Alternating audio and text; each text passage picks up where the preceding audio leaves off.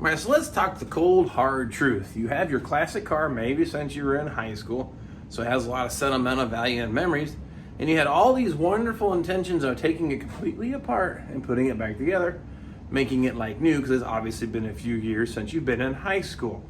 Now, the thing about it is, just about anyone can tear them apart, as we probably all have learned, and then getting through the project is one step, and then putting it back together is a whole nother problem, because one, maybe you don't know the order in which to put the things back together. Those are some of the things we're going to cover in this video. So get your pens and paper or crayons, whatever you want to use, and take some notes. I'm going to give you a lot of stuff quick. We're going to break us up in several videos, but we're basically going to start with an empty car shell and then start hanging all the sheet metal back on, in what order and how we're going to adjust it, how we can set it up for factory tolerances and gaps, and then we're going to show you how to dial it in even better, so above factory specs, pull them even tighter. So it's going to require maybe some modification, but if you just want the basics, that's what we're going to get into here today. This is a 1968 fiber. It's my dad's convertible. He didn't have it in high school, but maybe he wishes he did. So again, reliving some youthful years here, putting these things back together. I've completely taken the car completely apart, sheet metal overhaul, drivetrain overhaul. Now we're ready to go ahead and start hanging all the bolt-on sheet metal back on it. And that's what I'm going to show you. That holds true to not just Firebirds. Any car pretty much will be the same setup in what order you want to put these panels back on. So again, get your pens and paper. Let's get this thing rolling. Let's start off with this. You want to know what it takes to get a car to just look good. That's all right. It's acceptable. It's going to go down the road. It's going to look good to most people, because some people just don't have the trained eye. We're going to start learning on this stuff so that maybe you do have the trained eye. But if you want your car not just good, but you want it to be very good or excellent when it comes to when you walk up on the car and appearances, to me, one of the most important parts, body lines and body gaps. On the 68 fiber in particular, and even other cars, they have a body line that starts maybe in the rear quarter, goes through the door, and then into the fender. And if that body line is not lined up on the side of the car, well, it looks kind of weak. Some people don't see that, some people don't notice it, but I do. I'm going to show you how to overcome that. Well, let's say the door is latched and shut, but you don't want to get your fingers in the bottom edge of the door. Well, there's ways to fix that too.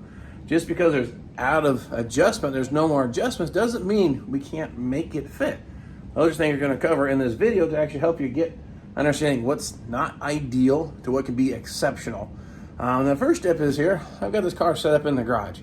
Now, I've been working on doing a lot of drivetrain stuff here under the hood, getting that all squared away, hoping to go for a test drive, but I had the car jacked up to test the cruise control and other stuff.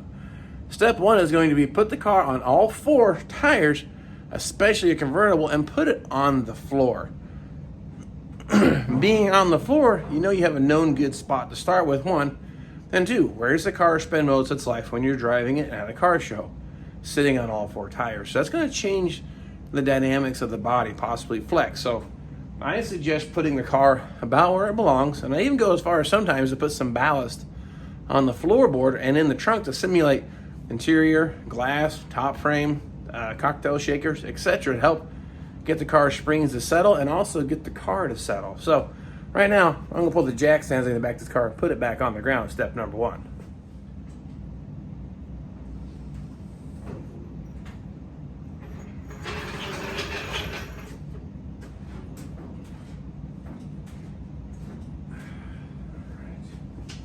Yikes. Still awful. So now we've got the car, body, frame, whatever, main shell, in the position that we need to start with. So now what do we do next? Hang the fender, hang the door, put the hood on? Well, that's maybe one of the questions you have. I'm going to tell you right now, the next step is go ahead and hang your doors. Your doors are going to be set to the quarter panels. Now, I'm assuming your quarter panels are in the right place. That's a different story for a different day. Go check some of the old videos out, but I had the doors on this car when I put the quarters on to use it as a reference. So I should be able to put the doors back on and have a good gap back here. And why that's important is, well, let's say you put the sheet metal on the front first, the fenders and everything. You go put the door on, all of a sudden the door won't fit because the fenders are back too far. Then you got to shift everything forward and then start all over. So the thing with a fixed point that we can't really change without cutting and welding, let's say you're taking some bolts loose, kind of change thing, we can't change this quarter panel. So that way it makes sense to hang your door next. So that's what I'm gonna do now. Put the door back on, get it adjusted the best I can to the quarter panel and the front edge of the rocker panel. That lines up with our door and then center a gap. Another thing to put into the equation, I have a door selected and a fender selected for my initial fitment of all these panels. And the reason I'm bringing that up is don't be changing halfway through the script, because what's going to happen is no doors are the same, no fenders are the same. They're close, but they're not exact. So if you want to save yourself some headaches, don't be putting a different door on each time you mock it up. So make sure, I guess what I'm saying, the door you want to use is the door you want to use. Don't go through all the trouble of hanging and come to find out it's full of rust or collision damage that will not be easily repaired. You're going to regret that. So inspect the door, inspect the fender, and then if they're going to pass that inspection, no rust, no collision damage, no major dents, go ahead and start working those panels into place. Now, it doesn't mean we're not going to work on them and modify them, but they got to be a good foundation to begin with. So now, with that part said, let's get this door put back on here. See, now the bolts are slotted, the holes to allow adjustment forward and backwards, and a little bit up and down. At this point, don't really care about the adjustment. I just need to get the bolts started, and then I'll worry about manipulating it into their best position.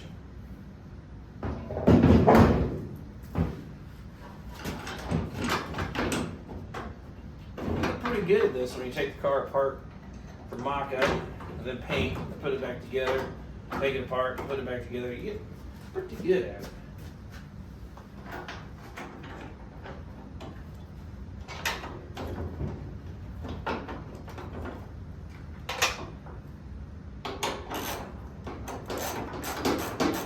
The other thing you should do, if the bolt holes are a little bit damaged, try to run a thread chaser through them, because the bolts should go in nice and smooth and easy.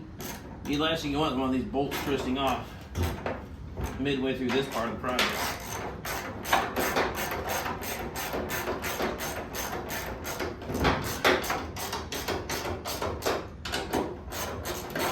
Now I'm just going to get these snug for now. Well, this is our initial go. As you can tell, that door is sitting way too low. It won't even shut once I open it. Now, I did that to be exaggerating just a little bit, but you get the idea. We want this top body line to line up with our quarter panel. I want this line to line up with my quarter panel. There's also another line down here. Now, there's no guarantees all three are the exact spot. We're going to get as close as we possibly can. And then one of the things I can do, because I'm not necessarily the best at looking and seeing anymore, this body line here on the door. I'm going to highlight it with some tape so that I can see it. So when I'm adjusting the door at the other end, I can keep an eye on that body line and make sure I'm at the highest point. So I'll do this ending here to the quarter panel.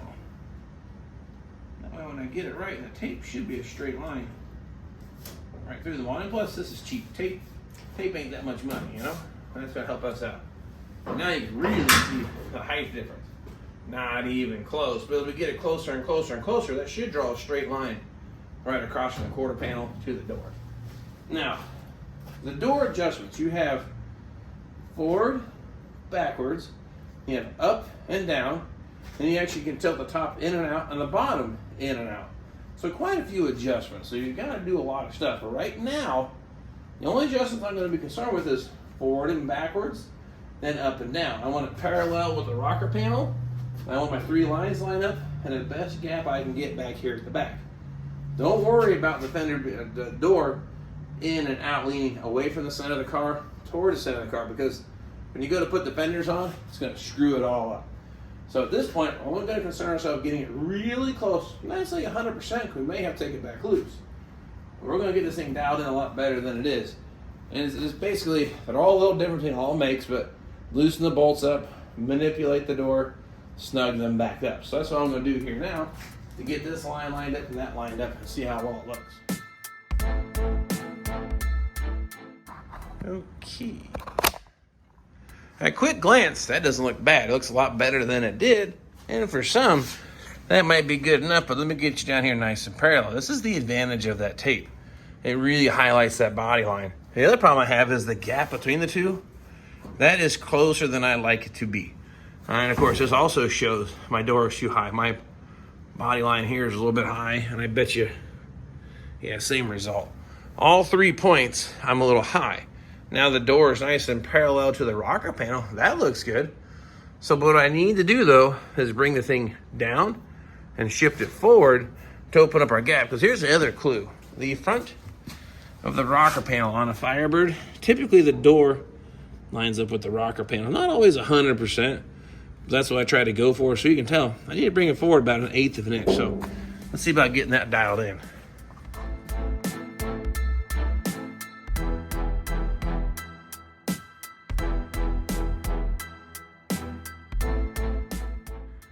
Now, look at this here. Highlighted nice and bright with our tape. Looks good. The gap is kind of hard to gauge because someone sandblasted it, but the gap is about 3/16 all the way down now. Nice and even. I like it. That bottom body line is lining up. The top is off like 1/16 of an inch or 64th. Not very much. I'm not going to worry about it at this moment. Now, the door lines up now with the front of the fender, also, or the rocker panel. So that is where I like to see them at. So the next thing is going to be installing our fender. Now the fender has a bolt on this car that attaches here to our firewall or our cowling. That's going to adjust the fender in and out. I don't think I've ever seen a car that doesn't need any shims at all. So I'm going to tell you right now, I'm going to start with an 1/8 inch or so of shim and snug it up and see how that goes. Then we'll see about dialing it in. And the other thing is that fender has to rest on our new paint up here. I've said this probably 100 times. I'll keep saying it. Tape is cheap. Paint is not. I'm going to go ahead and cover this area with some tape for a little bit of a bumper to keep from chipping and scratching up our hard work. I've prepped out the door on our body line, fender on our body line, taped up the edges so I don't chip up my good bits. I did the same thing here on the core support. Don't want to tear that up when test fitting this fender. Now this fender has never been on this car. The door has. I kind of know how it's going to go. The fender, on the other hand, yeah, this may go sideways. It needs a little working on it. Little holes down here in the corner. Not a bad repair, pretty common area that needs a little doctoring, but I'm gonna put it on the car first because I like to patch these fenders while they're on the car for the same reason. Make sure my body line lines up. If I need to adjust my gap, now's the time to do it, so on and so forth. So let's go ahead now, wrestle this fender up into place. Now, I've done something a little different, vintage air. So I'm gonna tuck the hoses inside the cavity between the fender and the fender well.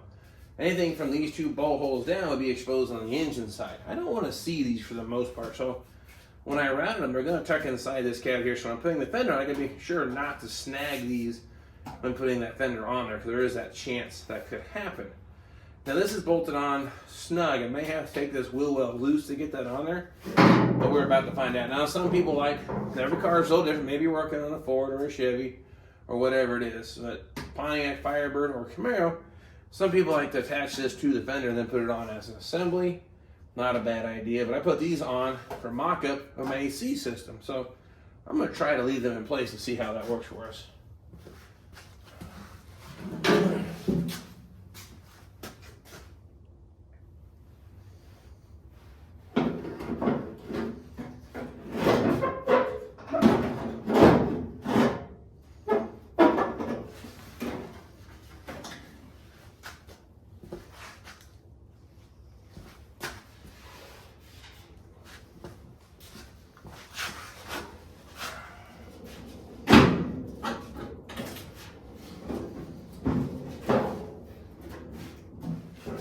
Glance, it's not too bad. Our body line, relatively close, just slightly high, but our gap, I'll put my finger on here. Almost get my fingers in there. That's not good. Gets up to the top, gets a little closer, but we're a little low on the top, but high here. That's going to be interesting to figure out. Don't you worry, we got a plan for all that. But the initial going on, not too bad. Now, our bolt hole doesn't line up, so the fender has to go back. I put the trim on because I've had some issues with this trim clearing, but that looks pretty good. I think we're going to be fine. And the front fender holes aren't even in the ballpark. Now they are, sort of, maybe. Well, what I'm going to do first, I'm going to start dialing in the back edge. Again, we got to leave enough room for the cowling and the hood, so don't burn up all your time yet. You may have to come back and re-shim this fender out further or in to correct the hood gap. So I'm going to go with an 1/8 and a 1/16 on my shim pack, get that tightened up first, and then when I tighten up that bolt, I'm going to set this gap and this body line. So I need to bring the fender obviously forward and up. See about getting that bolt in next. All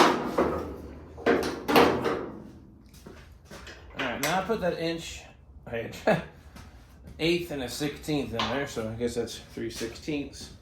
shim. Let's see how that looks. Shut my door. Wow. That's a night and day difference. That gap is already acceptable. It gets a little wide at the bottom, but that's an easy adjustment. Now I have a little bit of issue here, but we're going to cover that in a later video. So you want to learn how to take care of this. Let me show you what we're fighting on that. It looks good from here in the camera, I bet. Yep, it does. But if you get up closer, though, look at the gap here. The door is way higher than the fender. Really can't get the camera in there, but there we go. The door edge. But there's a way to massage that. We're not going to cut it, but we're going to work that out. But look at the gap so far. Looking really nice. And even our tape line, we're off a little bit, but that's because the fender's kicked out some. So when we pull the fender down into place, hopefully that'll line that up. But that's step number one on this car.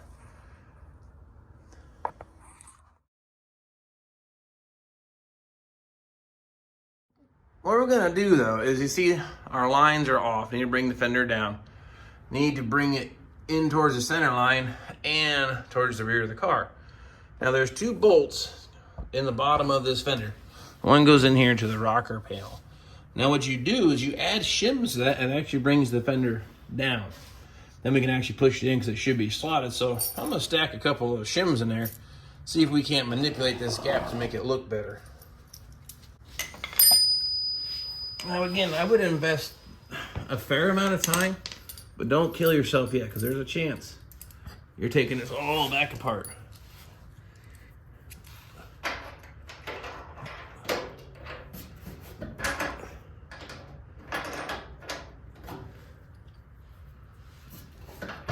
Now I have at this point 3/16 of a shim.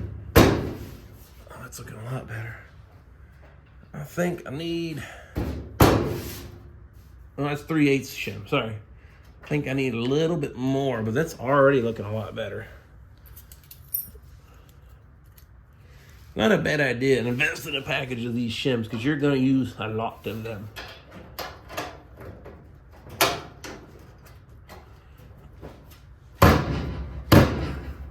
Okay, let me snug that up because I can't see it from down here, but what I'm looking at, that doesn't look too bad.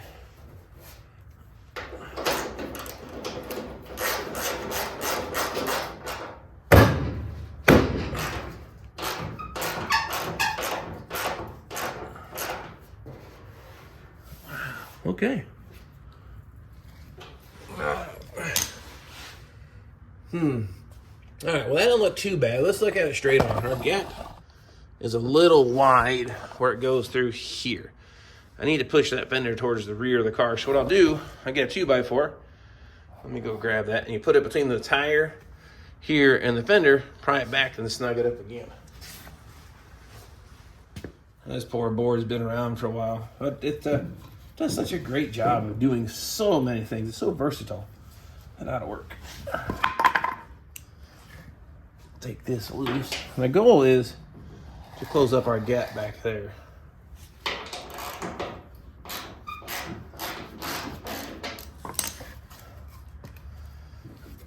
Oh, yep.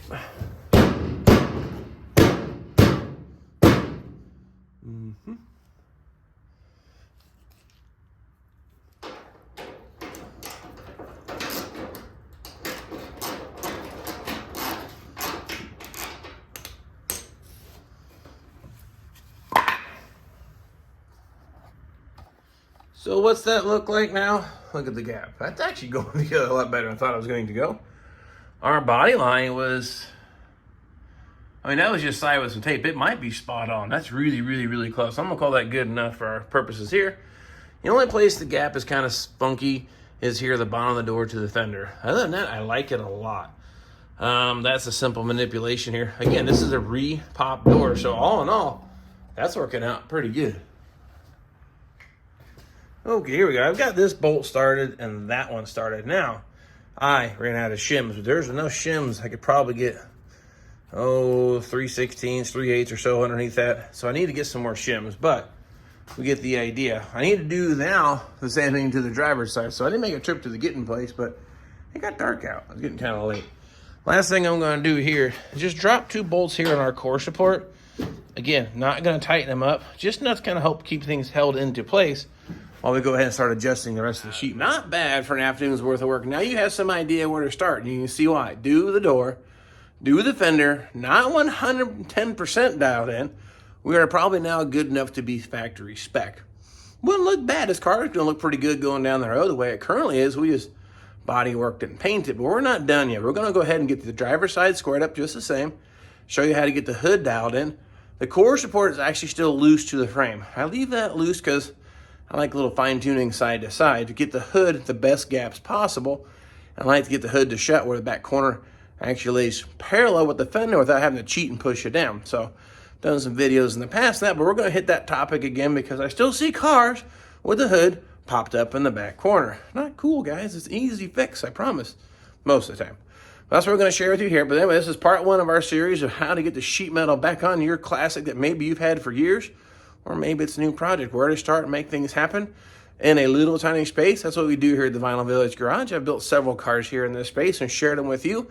I'm doing the same thing here, but adding a little more detail for those who are looking for a little more, just fill in the blanks, not just watch me put these things together. So anyway, I'm gonna grab some shims, get the other side put together, then we go to throw this hood and more of the front sheet metal. I'll grab the camera and I hope to catch you all then.